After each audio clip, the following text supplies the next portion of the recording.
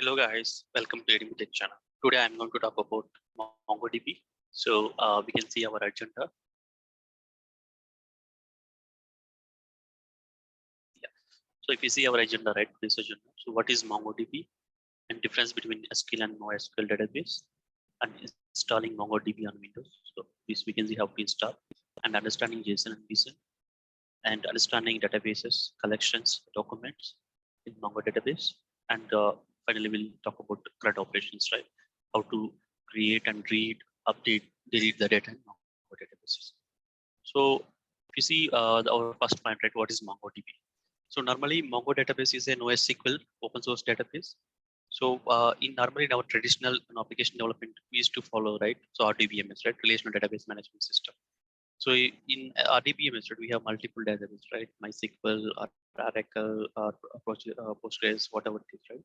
So there, the format should be like we will have a schemas and tables, and we will have indexes as well, right? So in the tables also we will have rows and column based data, right? So rows and we will have multiple rows. So there would be a multiple relationship between multiple tables. So for example, if you have a huge number of records in that tables, right? So you wanted to do some analysis on that relational database table. So it might take the time more consuming time there, right? For example, if you have 1 million data, so you wanted to fetch that data and you wanted to do some analysis on that data, right? So it might take some time there. But if you come to the NoSQL database like MongoDB or Cassandra, right? We have Cassandra also one kind of NoSQL database. So if you come to MongoDB, so there won't be any tables here. Like there won't be the RDBMS structure here. It is in a different structure to it will store the data actually in Mongo database, right?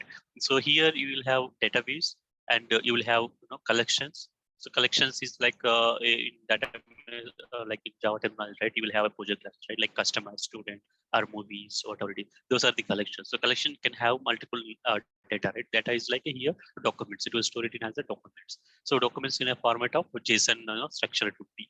The format should be JSON structure. So the data would be stored in that format actually. I can show you the format and the. So here we have it like three terminals, right? So we will have databases and we will have collections and we will have a documents, number of documents we'll have. So one database can have multiple collections. One collection have multiple documents actually. So that is a format here. So if you see the structure, right, you can see, right, this is a JSON format, like the flower braces here, you will have ID. So if you see this underscore ID, right, this is created by Mongo database, right? So for each document you will have one unique ID actually. So it is taken care by Mongo database, and you can see first name, last name, and the address. Address also can have different kind of again the set of the data, right? So we can store here the data in this kind of form, JSON form. So we can talk about how JSON and JSON is working here. So yeah, this is basically the Mongo database, how it would be work here, right? So we'll go back again. So if you see the difference between SQL and NoSQL, we already talked about this, right? So in NoSQL, the advantage is like here there won't be any relationships like multiple tables kind of stuff, right? Here you can store millions of data in a documents format. So the single document can have multiple embedded data, right? As we saw earlier, right? So whenever you are fetching this data and you are wanted to show it in a reports or you wanted to do it on some analysis, right? It is very flexible in Mongo database. The fetching time would be very less, right? So in RDBMS we will have normalization concept, like we will first we will take all the relational databases and we will do some normalization on top of it, and then we will do some report analysis. So there it's a multiple process, but in our SQL databases we can directly fetch the data. So MongoDB will give you that fetching time would be very less because there are multiple internal processes will happen here, right? We will have a Mongo database drivers. We will have for like drivers, like for each programming language we will have one drivers here, right? So for example, we have developed application through Java or Node or Python, right? So we'll have intermediate driver here, the MongoDB driver, then that will interact with MongoDB server actually. So your data would be stored in MongoDB server in through MongoDB drivers actually. So that is the process here in Mongo databases. So now we can talk about how to install this MongoDB on Windows. So let's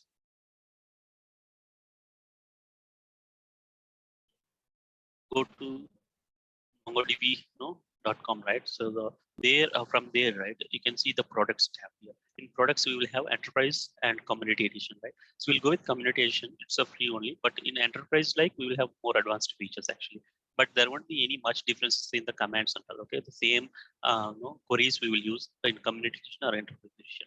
So in community edition, right, if you go to community server, right, because I'm installing MongoDB in my local machine, so I'm going to use this community server. If I click this community server, right, yeah, so you can see, right, here the version, it by default it is showing the latest version, and it is the Windows platform, and this is MSI package or zip you will have. So if you go with MSI package, you can directly install the MongoDB in your machine. Okay, you can download here. So otherwise, you wanted to install it in Mac OS or Ubuntu or Linux machines, right? You can do it at that as well, right? Based on the OS which you wanted to install, you can select that here the platform. So I already installed this, MongoDB in my local machine. I can show you like how to open that shell actually, MongoDB shell.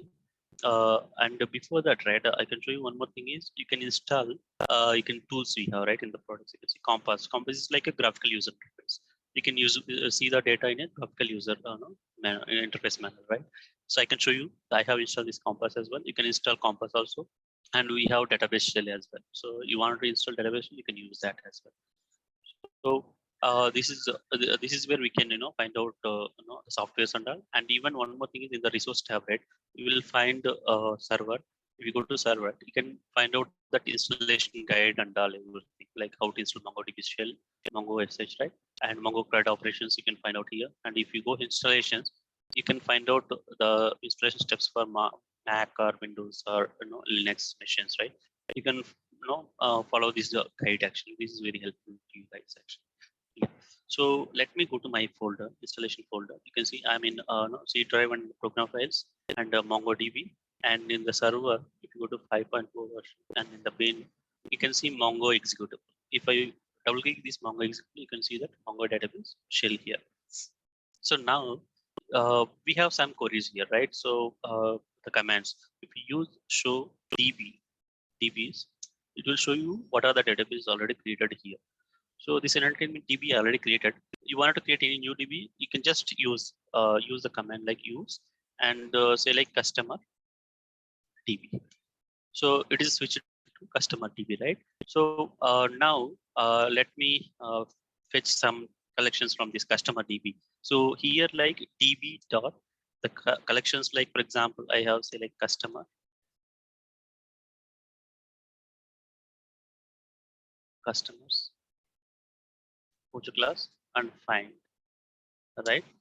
You won't get anything because in this customer DB there won't be any collections created. Okay. So for example, if we say show DBs, so you can't see that the whatever the customer DB we created, right?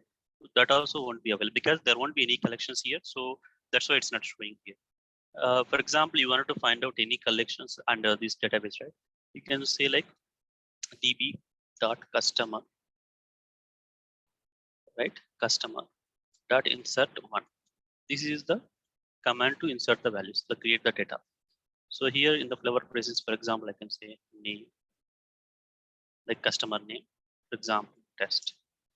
If I click enter, so you can see, right, one inserted ID got created here, right? Now, if you click that same command like db.customer.find, you can get the data here, name test, right? So now if you say show DBs, you can find out customer DB also here. So now because the database has some collections, right? So now it will show you here. So in the find, right? So while you are doing db.customer.find, it will show you the data, but it will show in a different, like the normal manner. But you wanted to see it in a proper, like formatted manner, you can use pretty here. That is a function. So it will show in a proper formatted like it has maybe multiple variables, right? That time you can use pretty. Okay. So now what I'm trying to do here is I'll use entertainment a DB because this is also I created. Okay. So I'll use this database. Now I don't have any collections created in this entertainment DB. Okay. So what I can do before creating some collections, right? We'll go back to our PPT and is there anything we can talk about that as well. One second. So yeah, understanding the JSON and BSON, right? So here JSON means JavaScript object notation and BSON like binary JSON again. So normally MongoDB will take care of that formatting thing because we always provide the data in a JSON format. But Mongo internally MongoDB will convert that as a binary JSON object actually. Okay. So if we go back to here, you can see right. So here you can see MongoDB doesn't use JSON, but it will use BSON, which stands for binary JSON for storing data in database. Okay, so for example, if you are giving JSON format of data, then the BSON like binary data, this conversion will taken care by MongoDB drivers actually. So this conversion will taken care by MongoDB. So we don't worry about this binary conversion and all, but we always provide in this JSON format the data. This is the difference between JSON and BSON. And understanding the database and collections and documents, I already talked about here, right? The creating the data here. You can see. Let me clear this out. Show DBs. You can see these are the databases now. Entertainment DB and custom DB and all, right?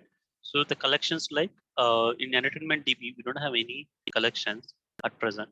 I'll create that. Okay, so before creating some collections, right? I'll show you in Compass also. I have installed Compass here. This is the graphical user interface, right? So if you click here, right, it is connecting to our local, MongoDB server. So you can see here, these are the databases we have. And if you click any entertainment database, it will show you. So I have already one movies collection, okay, in entertainment DB, but it doesn't have any data here, okay. But we'll create the data. So we can see in a visualizing manner. That's what the use of Compass here. Okay, let me go and create some documents for under this movies collection. Okay, I have some created format data. I'll use that. Okay, one second.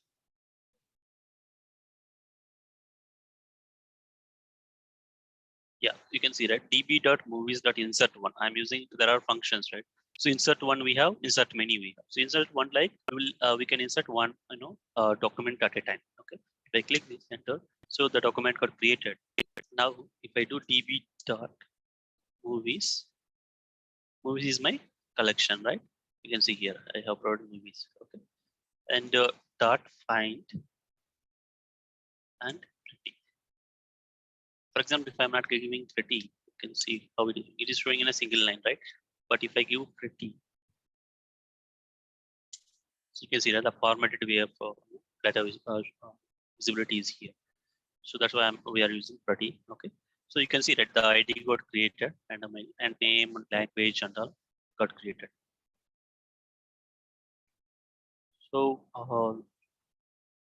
yeah, so this is one way of inserting the data. So db.movies.find, I mean fetching the data actually.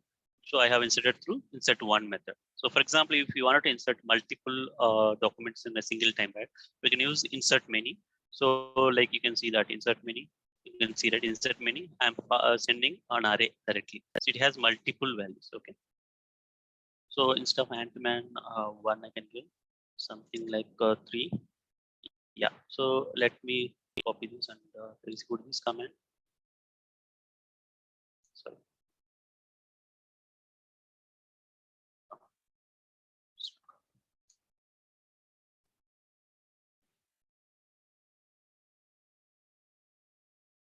Yeah, now you can see, right, insert many.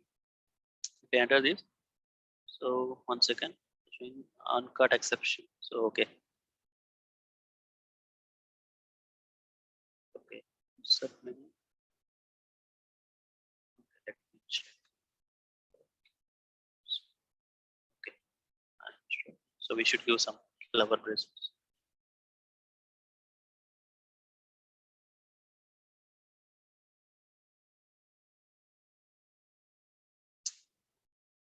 Okay, still it's not working name.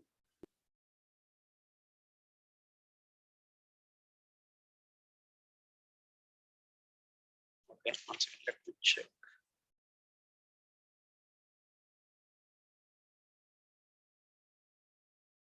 Okay, I can check this and let you know this. And if you wanted to find out based on some condition, right, I can set we have db.movies. dot file.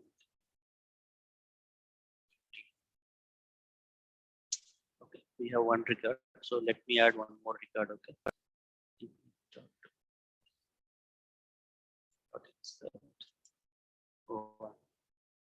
So you can insert again. You can insert anything, right? There won't be any specific this many number of variables should be there, right? You can add a name. Let me add name and say Google name and name and language.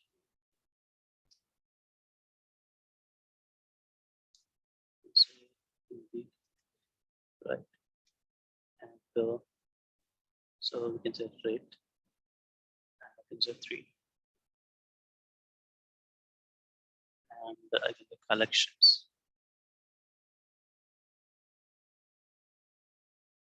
Okay. Some 1200 rows are okay. Just insert it. It got inserted.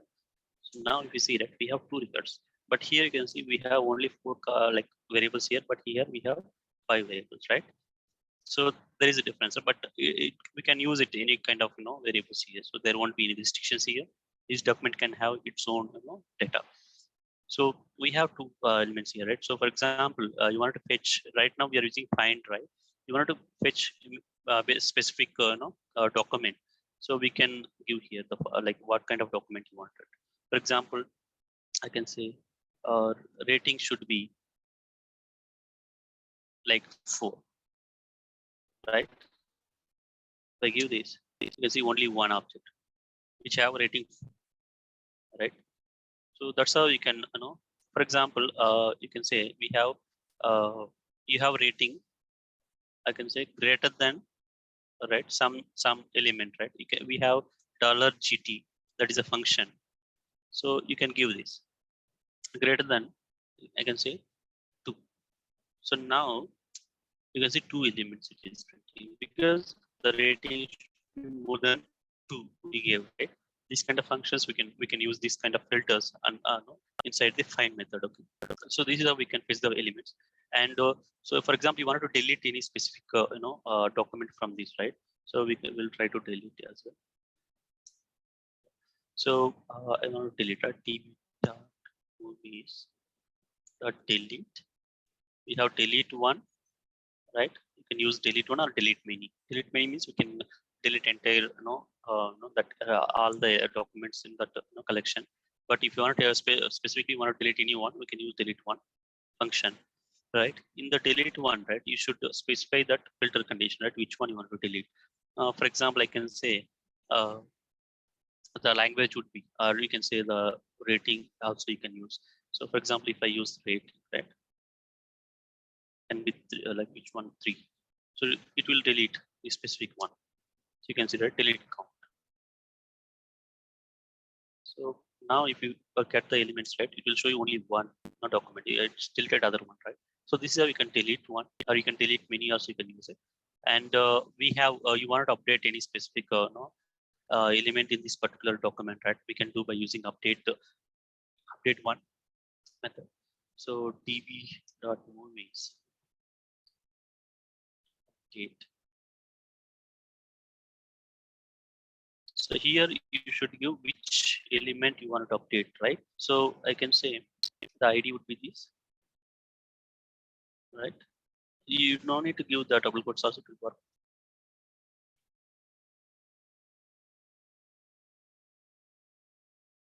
Okay. And comma. So which element data you need to pass, right? This is the filter condition. The data you need to pass here.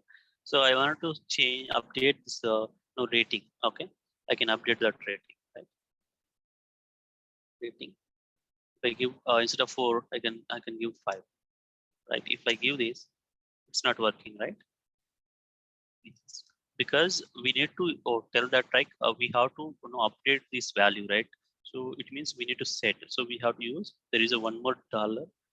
So we have set function. So you can use like this. So now you can see, right, the modified count is 1. So you have to use this dollar set function. Then it will update, right? So now if I find these elements, right, you can see my rating got updated. This is update one. You want to specify update, like you want to update multiple documents, can use update many also. So we have update function also.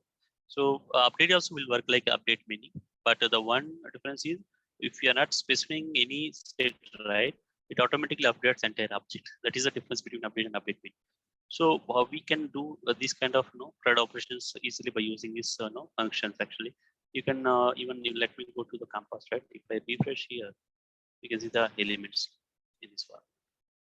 So this is the advantage of Mongo DB. Like these are the way we can create and we can do that CRUD operations here. So this is all, guys. Today we can we can discuss more in our upcoming videos. Even I can show you how to integrate this Mongo database with the Spring Boot microservice. I can upload that video also in future. Thank you guys for watching. Thank you.